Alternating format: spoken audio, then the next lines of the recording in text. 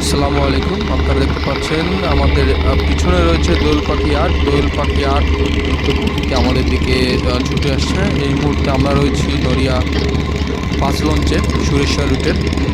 তো দোয়েল পাখি আট লঞ্চ ঢাকা থেকে ৮টার সময় ছাড়ার কথা থাকলেও লঞ্চটি কিন্তু ৮টার সময় ছেড়ে আসেনি, যেহেতু ৯টার সময় কর্ণফুলী ১৪ লঞ্চ ছিল না। যাত্রী সংকটের কারণে কিছুদিন যাবৎ কর্ণফুলী ১৪ লঞ্চ ট্রিপের বাইরে রয়েছে। তো এই সুযোগে দোয়েল পাখি আট লঞ্চ ৮টা ১০ মিনিট ৮টা ২০ মিনিটে লঞ্চটি ছেড়ে আসে ঢাকা থেকে। তো এই মুহূর্তে ধর্মগঞ্জ টার্নিং পয়েন্টে অতিক্রম করছে দোয়েল পাখি আট। ঠিক তার সামনে দিয়ে কিন্তু ছোট্ট একটি ট্রলার এগিয়ে গেল।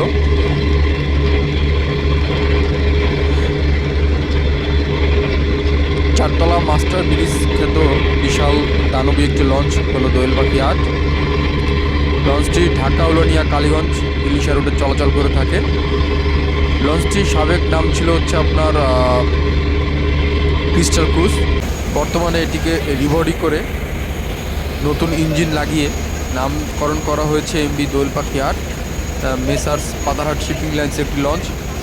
বর্তমান সময়ে সবচেয়ে ব্যবসা সফল বা ব্যবসা জমজমাট করে রেখেছে দোয়েল পাখি আট। সকাল শুরু হওয়ার দিক থেকেই কিন্তু আপনার ফার্স্ট ট্রিপে সবগুলো লঞ্চই রয়েছে দোয়েল পাখি আট, দোয়েল পাখি এক, দোয়েল পাখি ১০ এবং দোয়েল পাখি আট। এই তিনটি লঞ্চই রয়েছে ঢাকা থেকে ফার্স্ট ট্রিপে ছেড়ে যায়, যে কারণে অন্যান্য কোম্পানি বর্তমানে যাত্রী তেমন একটা পায় না। তো আসন্ন ঈদ উপলক্ষে লঞ্চটিকে রং করা হবে।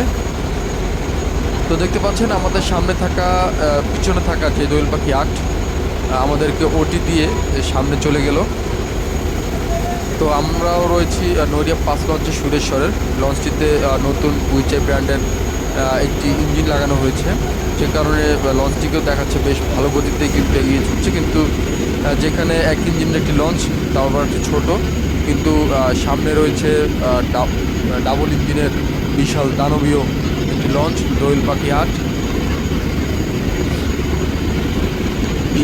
পিছনের যে ক্রিস্টাল ক্রুজের ইউনিক ডিজাইন ছিল সেই ডিজাইন ছেড়ে কিন্তু দোয়েল পাখি আট লঞ্চকে দেওয়া হয়েছে চারতলা মাস্টার ব্রিজ, মানে বরিশালের মতন একটা যে লুক, বা দোয়েল পাখি ১০ যেই লঞ্চটা রয়েছে তাদের যে লুক, সেই লুকে কিন্তু দোয়েল পাখি আটকে রূপান্তর করা হয়েছে। এবং